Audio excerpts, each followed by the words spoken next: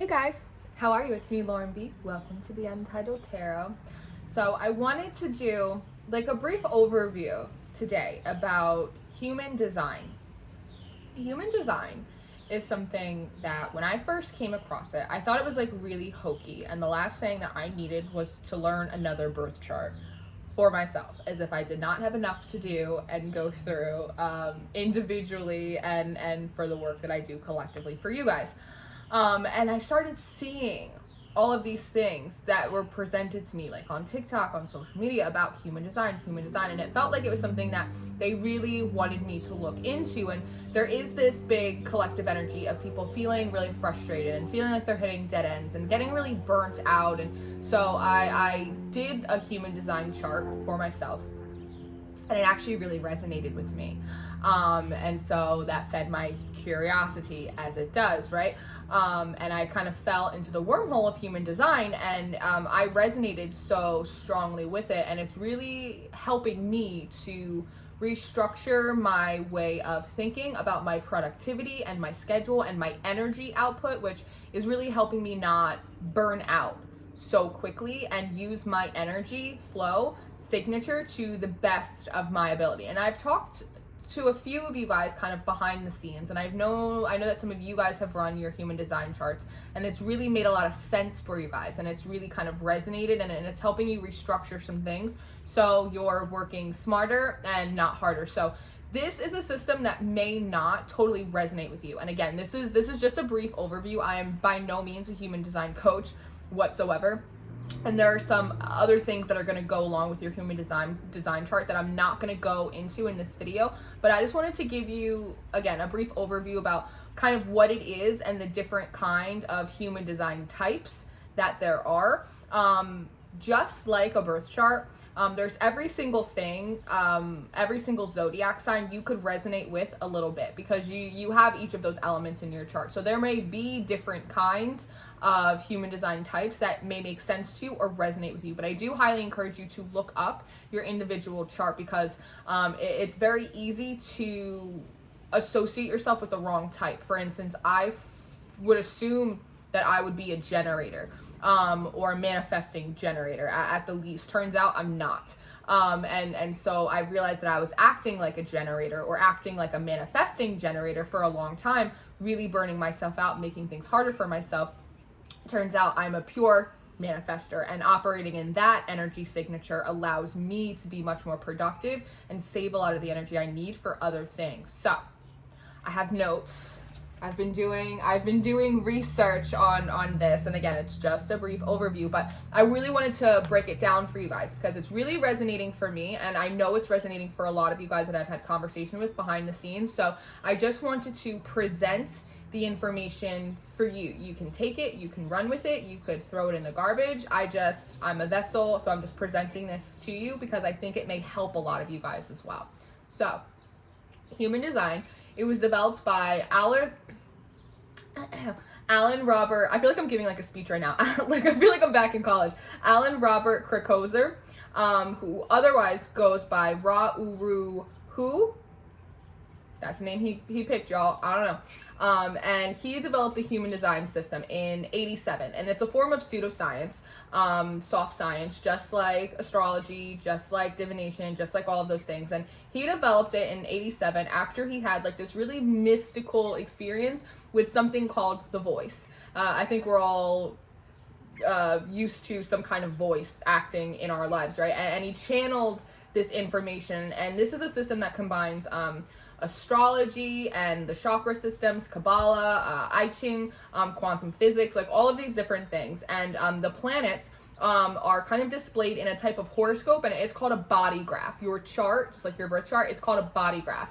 And your body graph, it looks a little funny when you pull it up, but it's got 64 hexagrams of the I Ching, and it's shown kind of within a mandala, your energy sources, different signs, like zodiac signs are kind of overlaid, and it's created just like a birth chart. So you go on, you put in your date of birth, you put in your birth location, you put in your birth time, the whole thing. And the whole purpose of it is that it's meant to facilitate like your flow and your productivity in a way that allows you to work with your energy as opposed to against your energy, going kind of with the grain as opposed to against it. Again, making things easier for you, not hitting so much resistance and burnout in the course of you trying to accomplish the variety of things that we are trying to accomplish in our life. So there are, some people say there are 4 types, some people say there are 5 types. I think that there is a bit of a 5 type kind of situation. So I'm going to run through them with you. We're going to start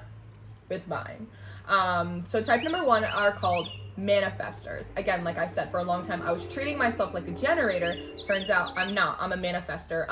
Out of the 5 types, 3 are energy types and 2 are non-energy types. So manifestors are considered to be an energy type. They make up about 9% of the population, and each type has a strategy, a signature, and a not self theme. So for manifestors, their strategy is to inform and to initiate, and their not self theme is anger, while their signature is peace. You know that you are working within your energy flow when you're in your signature, which for me would be peace and just like calm.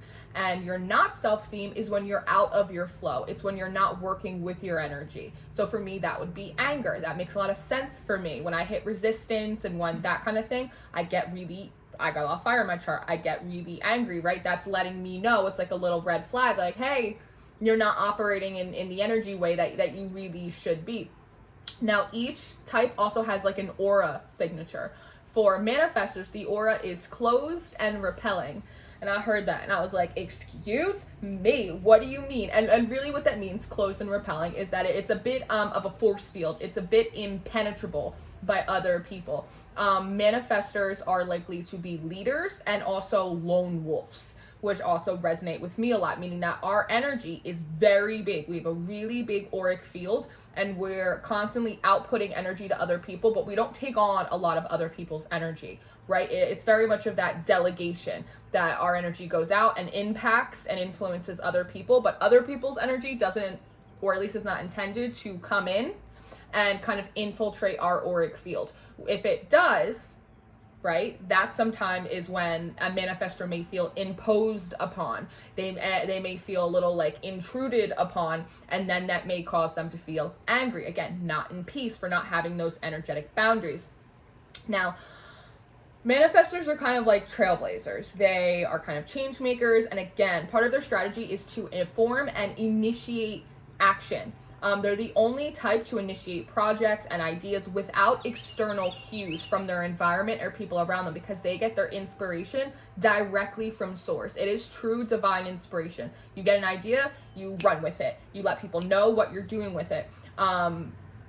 They are initiators, like I said, but also part of their signature is to inform other people of what they're doing, right? And manifestors, when they don't inform other people of the actions that they're going to be taking, that is when they hit resistance, right? So to avoid conflict and resistance, they are meant to inform others of their plans. So that way those people can either join them, hop on board, they can support them from a distance, or they can move out of the way. It's not a problem with whatever a manifestor wants to do, but it's when they're kind of surprising people and not letting them know, hey, this is what I'm doing. Hey, this is what I'm not doing. That's when they kind of create that issue, and it creates anger and resistance around them. It's a little bit like for me when I don't want to go somewhere and I don't tell anybody that I don't really want to go, and then I start feeling like kind of anxious and freaky, right? Because I'm not informing people of what I actually intend to do.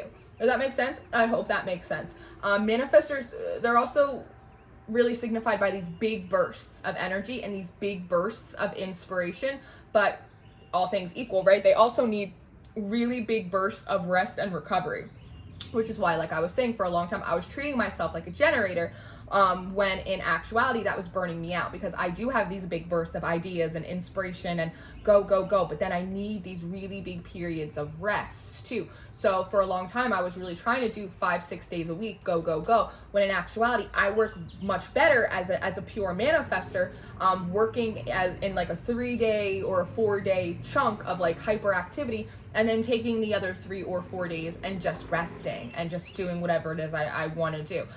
So that helped me a lot. The second type another energy type, are generators. Now, generators make up most people. They make up about 70% of the population, and their strategy is to respond and decide. Their not self theme is frustration, and their signature is satisfaction. Generators, their aura is very open and it's very inclusive. They're very social. They're generators, right? They're very almost like kind of like that workhorse sort of thing. They're very kind of warm and inviting with other people, like into their personal space. They mix well with other people. But it's also important for a generator to learn themselves very well. So that because they're so integrated with everyone else's energy, that they need to know, partially because they're so social, what is their energy and what is other people's energy. Is this mine or is this theirs? And being able to create that distinction is very important. Because generators make up the majority of the population, they are really like the life force of the planet, right? And they're very good at attracting opportunities. They're not meant to chase opportunities. They attract them. And they're builders, they're sustainers of the work. So ideally, like manifestors and generators work really well, because a manifestor will get the big bright idea, the big burst of energy. All right, guys, this is what we're going to do, right? And they would bring the opportunity, say, to a generator, and the generator would then take it, and then they would go and build the thing, right? It's a little bit like a manifestor is a little bit like a CEO. This is the idea, this is the strategy, this is what's going on, and then pass it off to the generator, who then drives that ball down the field. Does that make sense? Because they have the stamina, they have the energy. The generators may not have these big bursts of inspiration like a manifestor would, but a manifestor can't keep up pace-wise, right, with a generator, because they will burn out a lot quicker. So generators can avoid conflict and frustration, which is your not self signature, by waiting for the right opportunity. The right attraction to build upon things brings satisfaction. When the right opportunity to build things that are really exciting to a generator, that is when they feel really satisfied. They're very much of that. You ever hear that manifestation mantra? I don't chase, I attract. That is a generator's motto, right? Which is why you see a lot of people using that manifestation technique, and it works really well for them. I don't chase, I attract. Because most people are put into the generator kind of subgroup, that type of human design energy signature. So in actuality, working best with their flow is to not chase after things. It is to attract the right things to them and then build upon them. Now, which then brings them satisfaction, right? And they're not frustrated because they're chasing after waterfalls that may not be theirs. I hope that makes sense. Now, the third type are manifesting generators. This is a little bit of like a duo right here. This is also an energy type. They make up 32% of the population, at which point you may go, Lauren, if generators make up 70% of the population and manifestors make up 32% of the population, well, that's not how math works. And I said, I agree that it isn't how math works. So the way the math actually breaks down is that 70% covers all of the generators, right? If 32% are manifesting generators, and that means 38% are pure manifestors, and then 32% are manifesting generators, which equals the 70% of the generator kind of umbrella, right? And then 9% of the population are considered to be manifestors, like I was talking about before, which is 79%. And then projectors, which we'll get to in a minute, are 20% of the population. So that's 99. And then only 1% of the population are considered to be reflectors. And thereby we get 100%. So, because I saw that math and I was like, I know I took geometry twice, but something's weird here. But I broke it down. So the third type are manifesting generators, another energy type. They are 32% of the population. Their strategies and their signatures are a complete combination between the manifestors and the generators. So their strategies are to wait, to respond, and inform. Their not self-signature is impatience, which is when you get anger of the manifestors and the frustration of the generators combined together. And their signature is satisfaction, which brings them peace. Again, kind of a perfect medley. And their aura is very open and involved and mixed, just like the generators is, right? Because a manifestor aspects are present in them, they need more time to recharge than a pure generators. So while they are very open, they mix very well with other people, they can have more of an energy exchange on like an interpersonal level. Just like a generator, they need a little bit more time to recharge. They're going to need a little bit more alone time, like a manifestor would. So that's kind of how those get combined right there. Manifestor generators are designed to respond to life before initiating. Generators with manifesting aspects. So you're mostly a generator, but you have like a little spice of the manifestor in there, and they are intended to respond to unique opportunities to build creatively, right? It's not about the energy demands for a manifesting generator, because they have the stamina like a pure generator would to drive things home, but it's about how different or how unique or how inspired or noteworthy an opportunity is that really gets them to link on and invest the time and the stamina and the work to really build and see that thing through. So to avoid frustration and impatience, manifesting generators that are intended to respond naturally to the flow of life. Again, not running after things, not also accepting things that don't resonate or excite them because they're inspired and they're unique, not doing that, right? Allowing yourself to go with the flow and allow the right special opportunity to come, which then you can sit in your strategy, which is to wait for it, respond, yes or no, I would like to do this, and then inform other people, this is what I'm deciding to do. It's very important for them to trust divine timing, more so probably than any of the other types. Trust divine timing, which allows, again, ease and peace, which is the intended signature. It is the intended self-theme, and that is going to bring satisfaction. And the main difference between them and pure generators is they are quicker to initiate after responding. Pure generators like to sit. They like to take a little bit more time, really flesh out some of the details, right? A little bit more of the blueprints in which they're going to build. Whereas manifesting generators, just like a manifestor, a pure manifestor, right? They kind of get the idea and they just kind of run with it. So they're quicker to initiate on projects after they've been presented and then responded to. Now, the fourth type are projectors, and this is a non-energy type. Projectors make up about 20% of the population, and their strategy is to wait for an invitation. Wait for an invitation. They're not self-theme. When you're not in flow is bitterness, and the signature is success. Projectors, their aura is focused and it's absorbing. So you really need to kind of study and learn from other people if you're a projector. If you don't do that as a projector, you're going to feel left out and you're going to take things personally. There's like a lot of FOMO going on with projectors. So sometimes they will jump into things that aren't really for them, or they'll stick their nose in places maybe it's not intended or it's not supposed to be, or involve themselves with certain people and situations, almost a little bit like a hero complex, when in actuality, and then not feel wanted or like an asset in those places, feeling taken advantage of, thereby putting them into bitterness, right? Which is not your self-esteem, that is out of flow, and really denying them the feeling of success, right? Which is the signature of having really healthy interconnections with other people, and also in terms of projects. So they are a non-energy type, aka they're kind of like an anti-worker bee.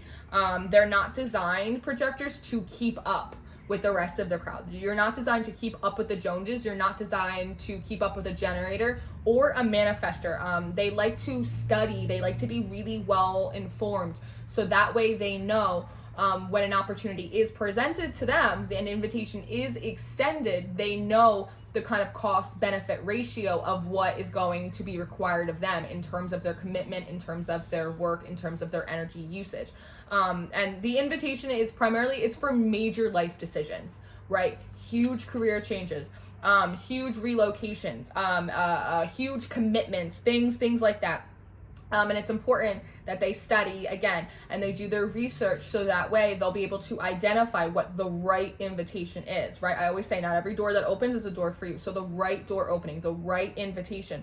And when they're able to do that, it opens up like an underbelly of like energetic resources that otherwise like they wouldn't have had access to. And the best way for them as a projector to avoid bitterness and exhaustion is by preparing for all possibilities through rest and research and discovery. by waiting for the right invitation and accepting the one that is most aligned breeds the energy of success, right? It's very, a man without a plan fails. Projectors always need a plan. I thought of this really cute example of it was Paris Geller from the Gilmore Girls. I don't know if you guys watched like all of it, but I watched all of the Gilmore Girls many times. And towards the end of the series, when Rory is getting ready to graduate from college, her roommate, Paris, she is a researcher, she's a studier, she's a pure intellectual, right? And what she did is that she studied and she took her LSATs and she took her MCATs and she took all of these different tests, right? And she sent them all out to all of these different schools. And then when the time came, she received acceptance letters, right? Invitations from medical school, from law schools, from business master's programs, all of those kinds of things, right? She studied, she researched, she set herself up for all of the possibilities. And then she waited for an invitation, right? And then when that invitation came, she got to pick the one that was best aligned to her, that was going to set her best up for success, right? So I just thought of that when I was kind of doing research on these different types. And it really kind of brought that into my mind, that that's almost like a projector's kind of best strategy. And the fifth and final human design type are reflectors. This is a non-energy type. They only make up 1% of the population. Their strategy, so interesting, is to wait a full lunar cycle. Their not self theme is disappointment, and their signature is surprise. Reflectors, their aura is resistant and it's sampling, which means that they are true mirrors. Reflectors literally reflect other auras back to them, just like a mirror. And others' energies are not meant to stick to them. That's part of the resistant thing. A little bit like a manifestor. Their aura, your aura as a reflector, isn't meant to be penetrated by other people and affected by other people. You are just meant to reflect and mirror back to other people what's already within theirs, and through that you are able to kind of sample and make judgments based off of the information that is kind of shining to you, so you can reflect it back to other people. It's really helping other people with their own personal self-discovery as well. Now reflectors, they're so interesting to me. They're without definition. Again, they reflect rather than identify things. And part of their strategy is to wait a full lunar cycle to find clarity, to make judgments, allow themselves to figure out what they want to be initiated into, whether it's a group, a community, a school of thinking, a type of profession, like whatever it may be, and allowing themselves to be open and very non-defining, not defining. They're very neutral, right? Again, just a mirror. Not something isn't good, something isn't bad. It's we're creating a net neutrality here. I'm gonna take this time and I'm gonna work through it. It allows them to have a life that's like full of more magic, right? Full of more surprise. They're, like I said, they are true mirrors. They're the heartbeat of a community because they're so patient and they're so methodical and they kind of reflect back to everyone else. They're able to see and recognize needs that other people have but may not be recognizing within themselves, right? So they actually work really good in communities, and it's very important for them to be surrounded by very supportive communities as well, because they pick up on so much of everyone else's stuff, right? And kind of send it back out. To avoid disappointment, projectors need to wait a full lunar cycle, which seems like a long time. But some of you guys, if this is your energy type, you might like to wait 3.5 weeks before, this is like really like sleeping on it. Like we are sleeping on it before making like major decisions, right? A lot of these have to do with like really major life altering decisions, but it also allows for more pleasant surprises to come in, right? Because you're not judging something as, oh, that's really good, or oh, this is bad and it's not for me. It allows yourself to be pleasantly surprised, allows more of that magic to come in, right? But they're intended to pay extra, read all about it, close attention to the lunar cycles, the ebb and flow of the planets and the stars and all the astronomical and astrological things that are happening, because they are more heavily affected by it, right? So reflectors make really good, in terms of like careers, they make really good judges. They make really good investors. They make really good like documentarians, right? People that are observing, they're taking their time, they're reflecting back, right? And kind of making judgment calls of things that are happening on around them, if that makes any sense, like judging stocks as they go up and down, or making a documentary and doing research and reflecting back a situation that is happening in terms of whatever is going on that they're reflecting and they're judging and they're doing that kind of thing. So again, this may not be something that resonates with you, but it's something that I found has resonated with me, and I know behind the scenes it's resonated with some of you guys as well. And it's really been fascinating for me to really do my chart and really look into it. And again, there are other things that go into your body graph. There's an inner authority. You can have an emotional inner authority. You could have a sacral inner authority. You can have an ego inner authority. You also have a profile with different numbers, right? You could have like a 2/4 profile or a 5/1 profile, and you'll have to look into your chart and kind of research that stuff a little bit more for yourself. This is a little bit of a brief overview. I'm not a human design coach. This is something that I'm still delving into and I'm still trying to kind of chew on and figure out, but it's been really resonating with me, because again, just by reading the types, it'd be like, oh, like I'm a generator, like at the very best, I'm a manifesting generator. And like there are a lot of people, for instance, who are projectors, but they feel like they're reflectors and they're not, and vice versa. There may be a lot of reflectors and they feel like they're projectors, and again, they might not be, because just off of like a quick little Google skim, like I totally thought I was a generator, and I've been trying to live my life for the past year, but especially in the last 6 to 8 months since I started doing this full time, that I was treating myself like a generator, not understanding why I was burning out and why I was hitting so many snags and like bumps in the roads and blockages, and I just didn't understand all these blocks in my energy and where they were coming from. It's because I wasn't using my energy to the best of the ability, right? And so doing my chart was really beneficial to me, and I know it's been really beneficial to you guys and really eye-opening. So I did want to present just like a brief overview of it, just to see how you guys felt about it. You don't have to do it, but if it's something that is kind of ringing in your mind, like piquing an interest, go and look at, you just type in Google human design body graph chart, and you'll find it and you'll look into it, and you can Google the little bits and pieces of it, or you could buy like the full breakdown, however it works for you. You know, I'm a Googler. I like self-exploration, so that's what I did. And yeah, so I just wanted to do this. I hope that it helps you guys. I hope it's a little eye-opening. At the very least, it's interesting, and it's something interesting to just look into. I mean, you're already running the rest of your birth charts, right? You're already looking at your Mercury placement and this and that. So what's one more chart? What's one more chart? You know, if it helps you use your energy a little bit better, right? A little smarter instead of harder, then I think it's worth a shot. So I'm just throwing it out there into the void for the bees. I hope it helps you guys. If not, then thanks for watching. Appreciate it. Thank you. Come again. And I love you guys. You stay prayed up and blessed and sweet. And I will see you later. Goodbye.